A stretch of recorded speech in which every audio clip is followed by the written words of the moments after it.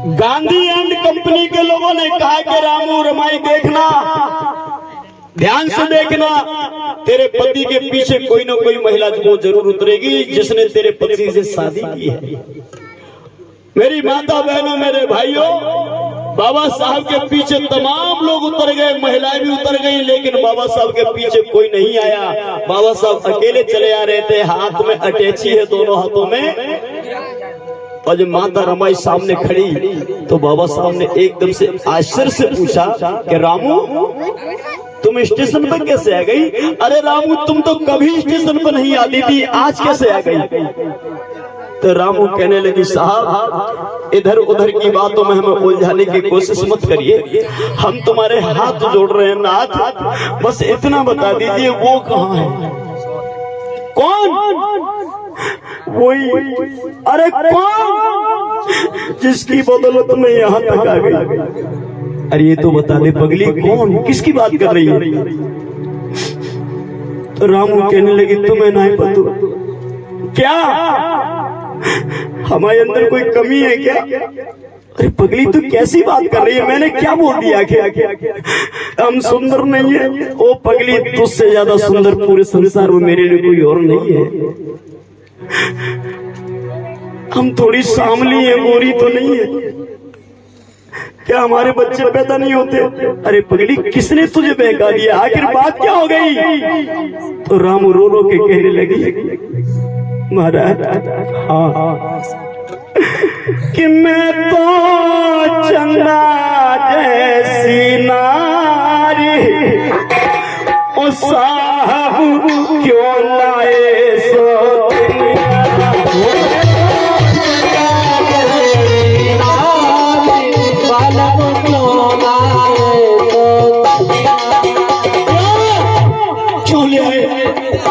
साहब कहने लगे रामू हम तुमसे कभी गुस्सा नहीं होते, और खबरदार जो फालतू बकवास की हमसे, शांत हो जाओ, बकवास मत करो। और पगली हम कहाँ तेरी सौत लाए हैं? क्यों लाए सौतनिया बलम मेरे, क्यों लाए सौतनिया साहब क्यों लाए सौतनिया? क्यों लाए सौतनिया सजन मेरे, क्यों लाए सौतनिया? ओ मैं तो चंदा जैसी नारी बालम, क्यों लाए सौतनिया? जैसी नारी राजा क्यों लाए सौतनिया?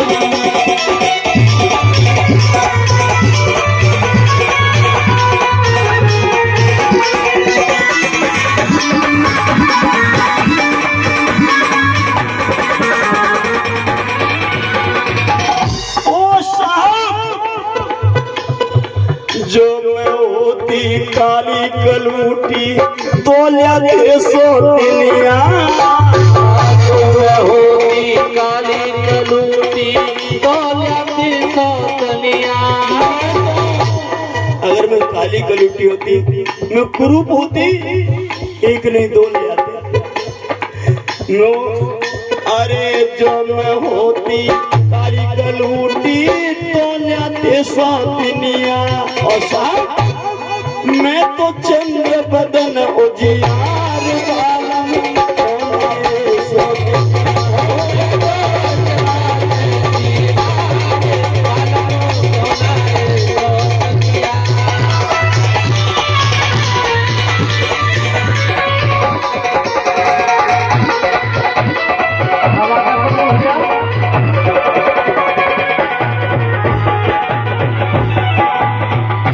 और सुनो महाराज, हाँ हाँ बोलो।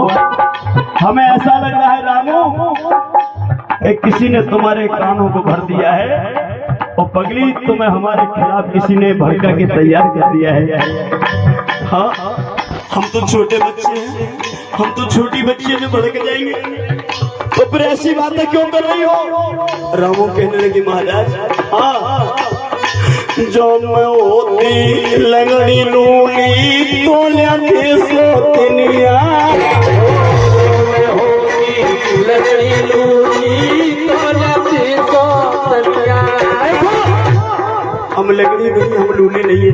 देखो हमारी कमर की तरफ देखो, क्या मेरी हिरनी जैसी चाल बालम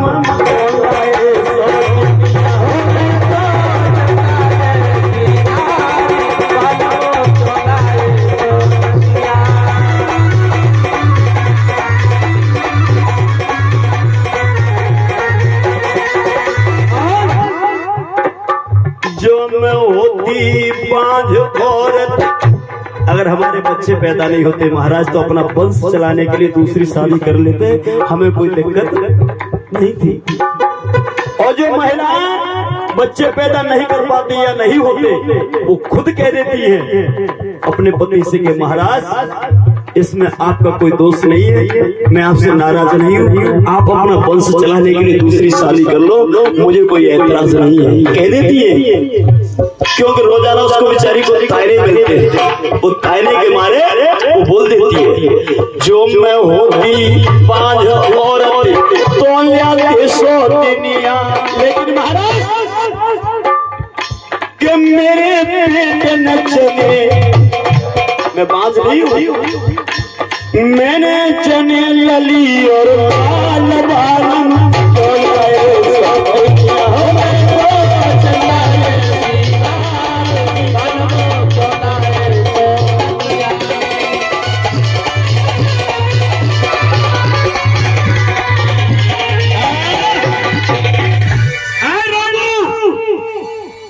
बकवास बंद करो, स्पष्ट रहो तुम कहना क्या चाहती हो। रामू कहने लगी महाराज साहब मुझे बताया गया है क्या कि आपने विलायत में दूसरी शादी कर ली है, मेरी सौत आप लेके आए हो। बाबा साहब कहने लगे ऐसा तुम्हें क्यों लगता है?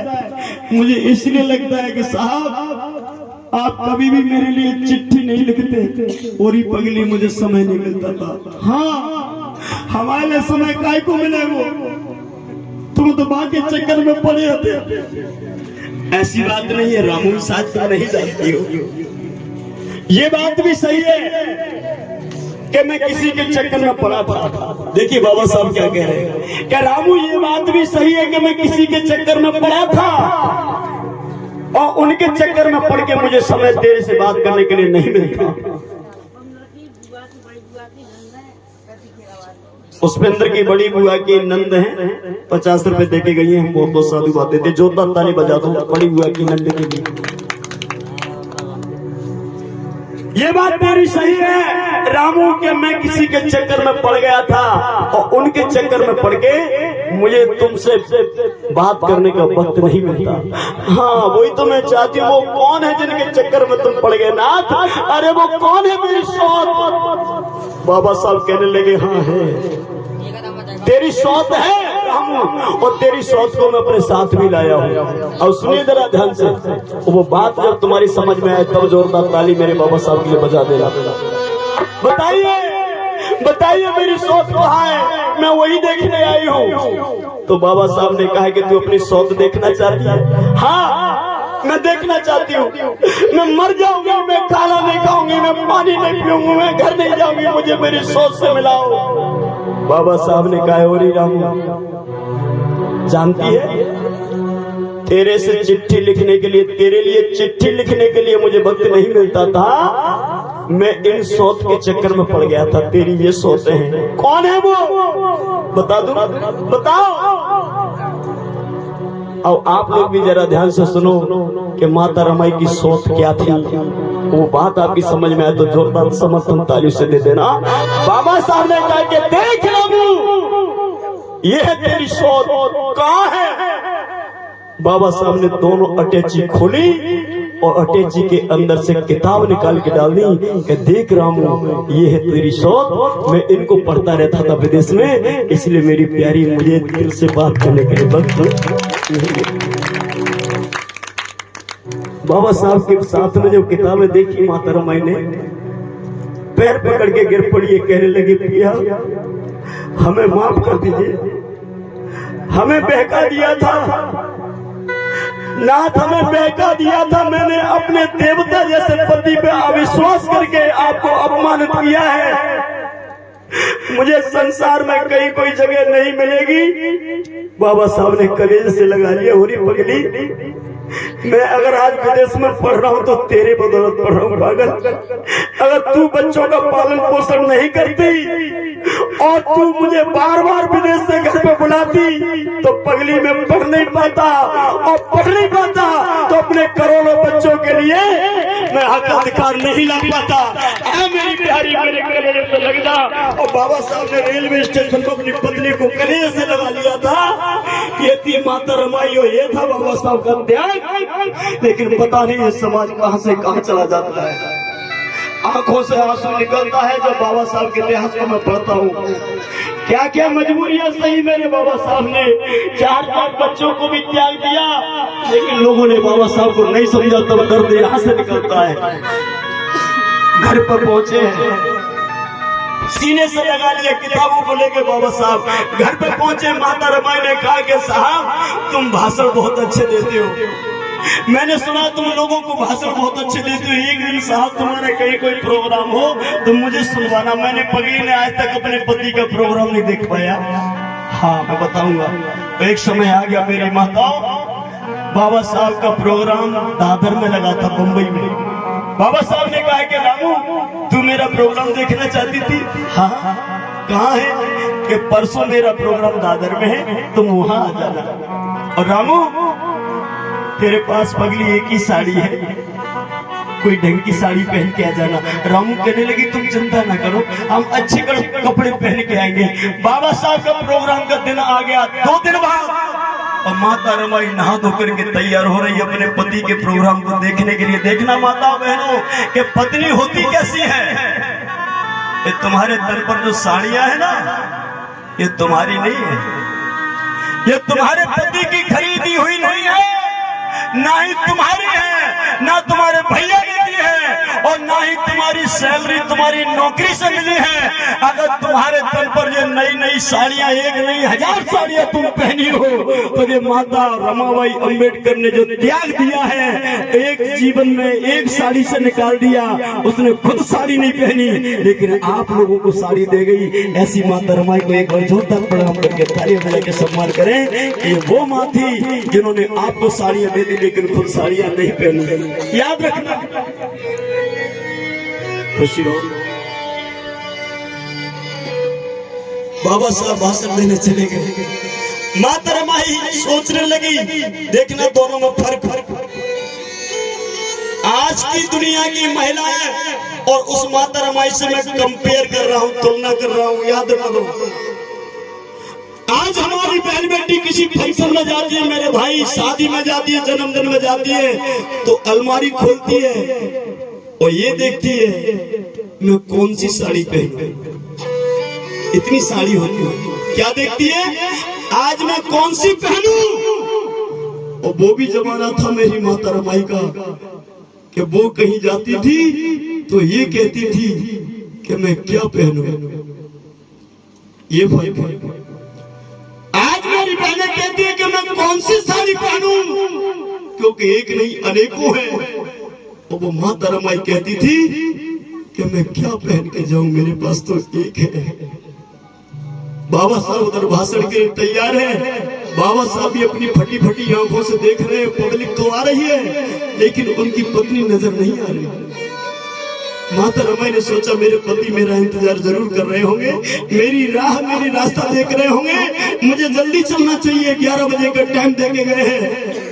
मित्रों याद रखना, बाबा साहब को एक प्रोग्राम में फेंटा मिला था, पगड़ी मिली थी, वो माता रमाई ने संभाल के रख दी थी। माता रमाई ने देखा कि मेरी फटी धोती है और इसको पहन के जाऊंगी तो मेरे पति की इज्जत कम हो जाएगी, अपमान हो जाएगा। लोग पूछेंगे तू बैरिस्टर की पत्नी है, फटे कपड़ों में आई। तो माता रमाई ने अपने पति की इज्जत बचाने के लिए वो धोती तो नहीं पहनी, लेकिन जो फेंटा जो पगड़ी रखी थी उस पगड़ी ने उसी से अपने शरीर को लपेट लिया और फेंटा से शरीर को लपेट के धीरे धीरे अपने पति के भाषण को सुनने के लिए आई। पब्लिक में आके नहीं बैठी, पब्लिक में बीच में आके नहीं बैठी। कहां बैठी? अरे एक झाड़ी में छुपी गई भाई।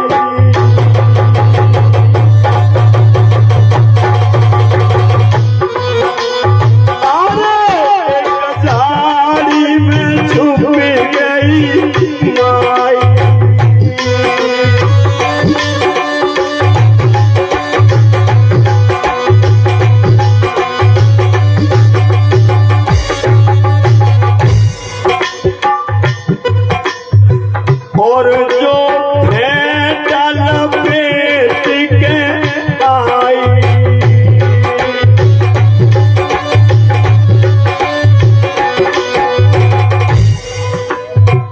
और साहब को न बड़ी दिखाई।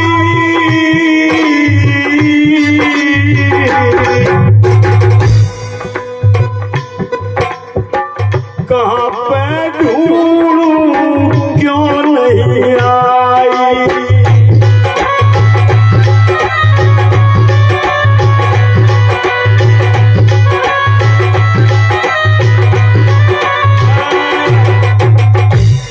मैया झाड़ी के बीच में पेड़ के पीछे बैठ के अपने पति के भाषण सुनने लगी। बाबा साहब ने बहुत समझाया लोगों को, बहन भाइयों को। अपनी पूरी बात खत्म करके बाबा साहब ने सोचा पगली काम में लगी रही होगी, थक गई होगी तो सो गई होगी। अब पता नहीं कब मेरा प्रोग्राम यहाँ लगेगा, पता नहीं वो जीवन में मेरा कार्यक्रम देख पाएगी कि नहीं देख पाएगी। बाबा साहब भी बिल्कुल सुस्त होकर के, विदीर्ण होकर के, दुखी होकर के स्टेशन नीचे उतरे और पूरी पब्लिक में फिर भी ढूंढ रहे हैं मेरी रामू कहाँ है। शायद कहीं छिपकर बैठ गई हो पगली, मुझे दिखाई न दी हो। पूरी महिलाओं को देखा लेकिन रामू नजर नहीं आई, रामू में थी नहीं। और आगे जब गए हैं तो झाड़ी के बगल में पीठ घुमा करके, पीठ फेर करके रामू बैठी। बाबा साहब की नजर उसमें पड़ गई। बाबा साहब पास में पहुंच गए। रामू समझ गई कि साहब मेरी तरफ आ रहे हैं, तो रामू ने चेहरा छिपा लिया। चेहरा छुपा के जब बैठ गई है, बाबा साहब पीछे से आ गए और पीछे से बाबा साहब आवाज लगाने, कौन हो, कौन हो तुम? मैया रामू ऐसे हाथ का इशारा करने लगी, तुम जाओ, मैं चाहे कोई भी हूँ।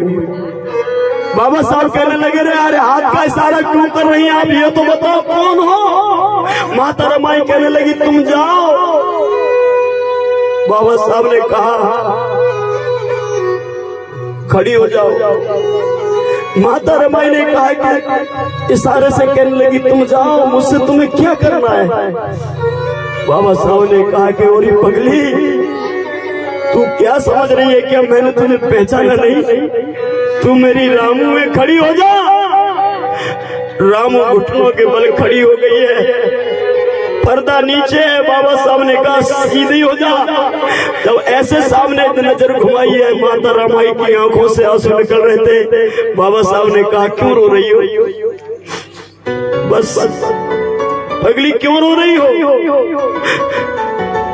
एक लालसा रह गई। कौन सी? मैं तुम्हें अपने पास में बैठ के देखना चाहती थी, आगे बैठ के देखना चाहती थी, वहां नहीं पहुंच पाई। क्यों नहीं आई? क्योंकि मेरे तन पर अच्छे कपड़े नहीं थे। मैं आपका फेंटा लपेट के आई हूँ। क्यों आई? इसलिए कि तुम्हारी इज्जत कम न हो जाए, मैं इसलिए आई हूँ। हाथ पकड़ के साहब ने रामू सीने से लगाई रे।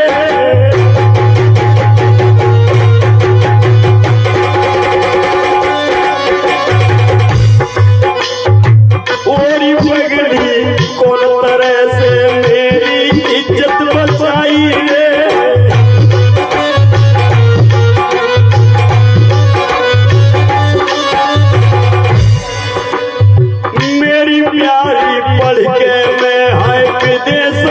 यहाँ आओगे।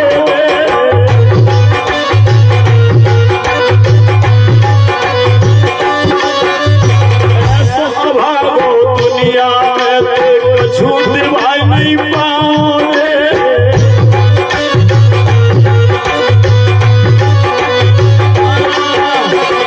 चलो और माता रमाई को फिर सीने से लगा लिया। और ये पगली तेरे जैसी पत्नी को पाके मैं धन्य हो गया।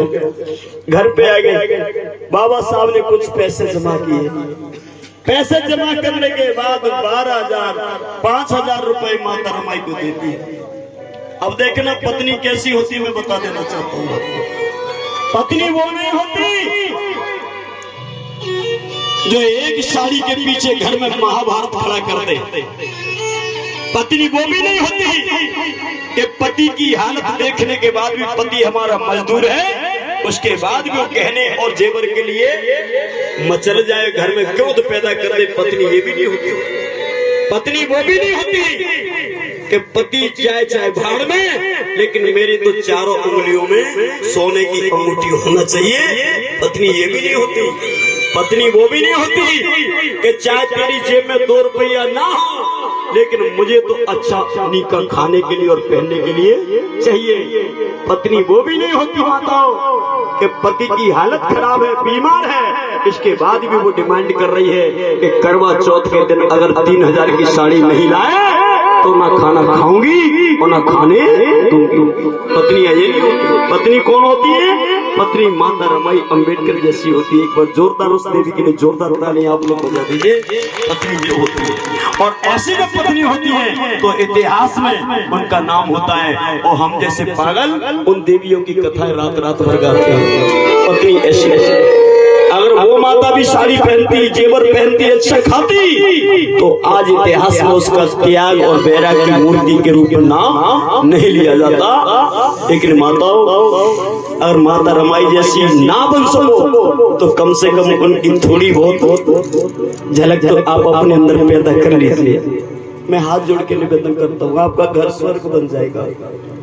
5,000 रुपए दे दिए। बाबा साहब ने कहा कि अरे पगली मेरे पास टाइम नहीं है, जा बाजार और अपने लिए अच्छे कपड़े खरीद के ले आ। मेरे पूरे जीवन में तुझे अच्छे कपड़े नहीं दे पाया। पत्नी गई, खुश होके गई और खुश होके गई और लौट के जब आई, बाबा साहब शाम को घर पे आए। बाबा साहब ने कहा बता रामू तू अपने लिए कैसे कैसे कपड़े लाई है, देखना पत्नी कैसी होती है। मैं बता बाबा साहब से कहा आओ साहब मैं बताती हूँ। मैंने कमरे में रख दिए, मैं क्या लेके आई हूँ, चलो मैं क्या क्या कपड़े लेके आई हूँ, चलो मैं बताती हूँ। और बाबा साहब को अंदर हाथ पकड़ के लेके आई। बाबा साहब कहने लगे रामू बता तेरी साड़ी कहाँ है। माता रमाई ने इशारा कर दिया, ये मेरी साड़ी कहाँ है, यही तो है। अरे पगली ये तो गद्दा है, हाँ यही मेरी साड़ी। देखो साहब ये मेरा पेटीकोट है। पगली ये तो चद्दर है, हाँ यही मेरा पेटीकोट है। ये देखो ये मेरा ब्लाउज है। और ये पगली ये तो तकिया है कि हाँ यही मेरा ब्लाउज है। आपने सोच कैसे लिया? जिसका पति 7 साल विदेश में रोड पे सोया हो, जिसको खटिया नसीब न हुई हो, उसकी पत्नी 5,000 के कपड़े कैसे पहन लेगी? महाराज आज के बाद मेरा पति कभी जमीन पे नहीं सोएगा, गद्दे पे सोएगा, तकिया लगा के सोएगा और चादर ओढ़ के सोएगा। बस यही मेरा सबसे बड़ा कहना है। ऐसी थी माता रमाई। जोरदार तालियां उस्मा के लिए बजाना चाहिए। ऐसी बनो, ऐसी बनो। बाबा साहब ने फिर कलेजे से लगा लिया, और पगली तू कितना करेगी मेरे लिए? लेकिन ऐसा कहना तो बहुत छोटी बात है, करना बहुत मुश्किल हो जाता है। करना बहुत मुश्किल हो जाता है। याद रखो 12,000 के गहने बाबा साहब ने ला करके माता रमाई को दे दिए। एक और माता रमाई का त्याग और सुन लो, उसके बाद फिर मैं आपकी करवा चौथ और तमाम बातें हैं उनको करूंगा। बाबा साहब ने 12,000 के जेवर माता रमाई को लाके दे दियो। कहा कि ए रामू, मैंने बड़ी मुश्किल से पूरे जीवन में तुझे पहली बार जेवर और गहने लाके दिए, इनको संभाल के रखना। माता रमाई कहने लगी साहब कहाँ जा रहे हो, क्यों? कि ये तो बता जाओ कि ये गहने कहाँ पहने जाएंगे। देखिए कितनी भोली थी माता रमाई, ये गहने कहाँ पहने जाएंगे। बाबा साहब ने कहा कि देख ये झुमकी कान में पहनी जाती है, ये जंजीर गले में पहनी जाती है, और ये चूड़ियां कलाई में पहनी जाती है। माता रमाई ने चूड़ियां पहन ली, झुमकी पहन ली, जंजीर पहन ली, और माता रमाई इतनी सुंदर लगने लगी। बाबा साहब ने कहा कि इतनी सुंदर है मेरी रामू, मुझे तो आज पता चला है। बाबा साहब तो चले गए, और माता रमाई घूमती हुई सोचती है कि मैं चलो दौरानी जेठानी मोहल्ला की पड़ोसन है उनको अपने जेवर दिखा के आती हूँ। पूरे जीवन में पहली बार जेवर देखे माता रमाई ने, वो घूमती हुई गई। अब आप लोग भी ध्यान से सुनो। वो माता रमाई सहेली दौरानी जेठानी के पास तो नहीं पहुंची, कहां पहुंची? एक छात्रावास में माता रमा गई।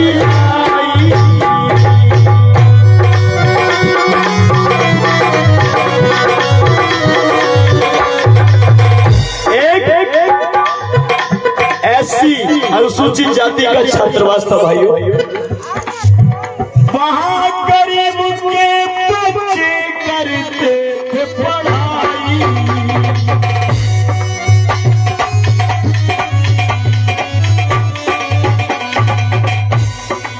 माता रमाई छात्रावास में आई, बहन बेटियों माता भाइयों, वहाँ गरीब हमारे गरीब भाइयों के बच्चे पढ़ते थे, छोटे छोटे बच्चे। महाराज मैया ने नजर घुमाई है, और 50 बच्चे भूखे बैठे सुन लो भाई है। मैया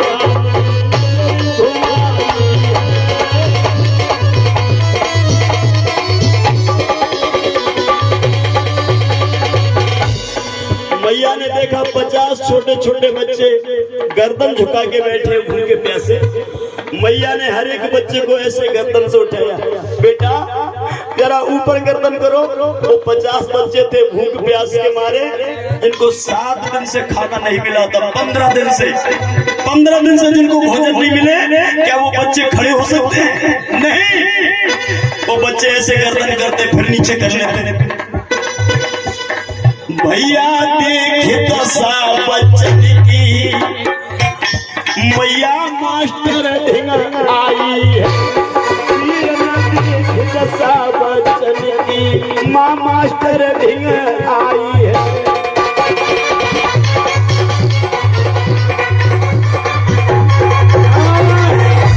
और जब मैया रमाबाई छात्रावास के अधीक्षक के पास में आई है, तो माता रमाई ने पूछा कि माँ साहब हरम ये बच्चे कौन है?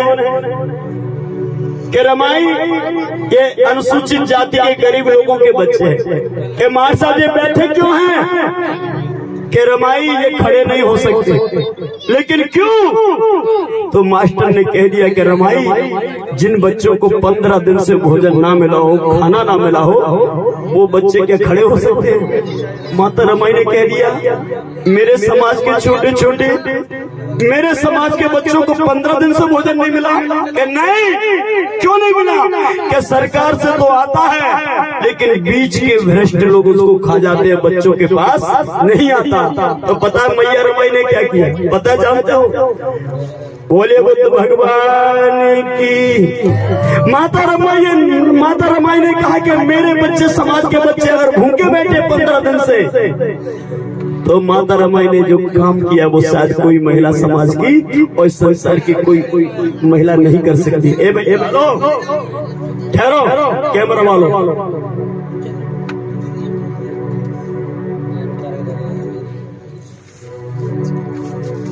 इन बच्चों को कितने दिन से भोजन नहीं मिला? 15 दिन से। माता रमाई ने क्या किया पता है? 12,000 के जेवर थे, सुनियो सरदारी, सुनियो सरदारी। अब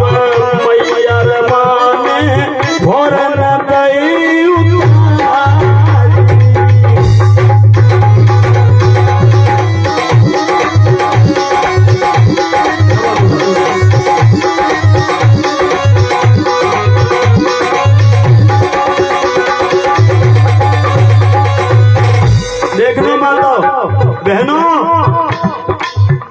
अरे झुमक की चूड़ी हाथ की वो माता रमाई, वो मैया रमाई, और मास्टर के हाथन में दई गई।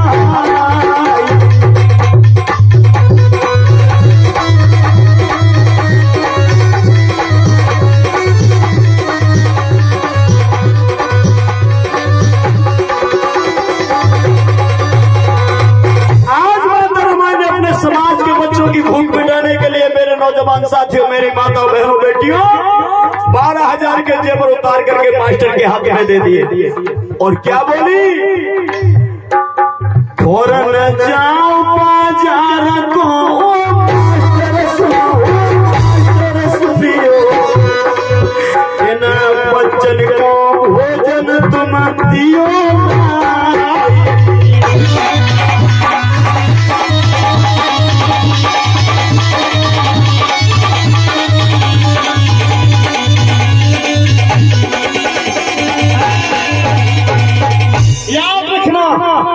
आज मैया रमाई ने 12,000 के जेवर जो बाबा साहब ने दिए थे फौरन उतार दिए और हॉस्टल के छात्रावास के अधीक्षक के हाथ में दे दिए और कह दिया, मास्टर साहब,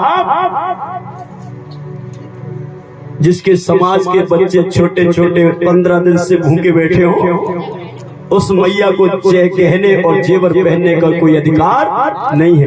लीजिए गहने और जेवर और जाओ बाजार में बेच दो और मेरे समाज के छोटे छोटे बच्चों के लिए भोजन लेके आ जाओ। माता रमाई ने 12,000 के जेवरों का त्याग कर दिया है। ऐसी थी मैया त्यागो मेरा की मूर्ति। एक बार जोरदार तालियां और मेरी मैया के लिए बजा दीजिए। वरना कोई भी मैया दूसरों के बच्चों को एक कप चाय भी नहीं पिलाती, उसने तो दूसरों के बच्चों के लिए 12,000 का जेवर कुर्बान कर दिया। बाबा साहब को पता चला कि ये इतनी भोली भाली पगली है, अरे मैं तो काम कर ही रहा हूँ इन बच्चों के लिए, लेकिन मैं जो इसको देता हूँ वो ये कुर्बान कर देती है। बाबा साहब ने फिर अपनी पत्नी को सीने से लगा लिया और कहा कि रामू, मैं तो क्या जीवन में शायद कोई भी ऐसा भाग्यशाली पुरुष नहीं होगा जिसको तेरे जैसी पत्नी मिली होगी, और मैं तो यही प्रार्थना करता हूं भगवान बुद्ध से, राम अगर तेरे जैसी पत्नी, तेरे जैसी गुणों वाली नारियां अगर घर घर में पैदा हो जाए तो ये संसार का कोई भी व्यक्ति पीछे कदम नहीं हटाएगा, अपनी मंजिल को पाएगा और अपने समाज का और अपने समाज के बच्चों का भला करता जाएगा। बोलिए बुद्ध भगवान की। इस तरह से ये कहानी तो ऐसा नहीं है, कहानी बहुत लंबी है। ये कहानी लगभग 7